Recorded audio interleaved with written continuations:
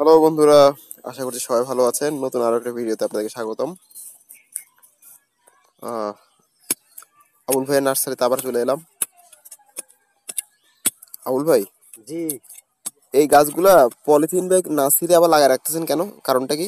এগুলা আবার বিক্রি করুম তো এখন যদি হ্যাঁ, লারি হ্যাঁ, আবার এগুলা মনে করেন যত্ন করে থুইলে হ্যাঁ, এগুলা সাইজ হইব সিজনের সাইজ হইলে হ্যাঁ, এই চারাগুলা বিক্রি করতে পারুম। এখন যদি ন লারি আবার যদি ন গাড়ি থুই হ্যাঁ, পানি টানি দি নথুই হ্যাঁ। তাহলে এখন আনকমান হয়ে যাবে, বড় হয়ে যাব। ও, বড় হয়ে গেলে সারা টিকসই থাকতো না। মানে এইভাবে গাড়ি রাখার পরে, মাটিতে মানে লাগা রাখার পরে হ্যাঁ, গাছটা বড় হবে।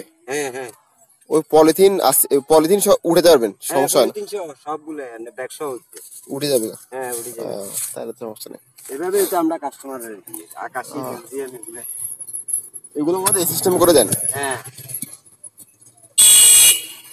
তো এই আকাশি গাছগুলা মূলত আপনার কাঠ। কাঠের জন্য ইউজ করে। হ্যাঁ, আর এগুলা একটু তাড়াতাড়ি বাড়ানোর জন্য কি দিতে হয়? ইউরিয়া। যত্ন কি করতে হয়? যত্ন ইউরিয়া, ডাব সার, জৈব সার, এই তিনটা।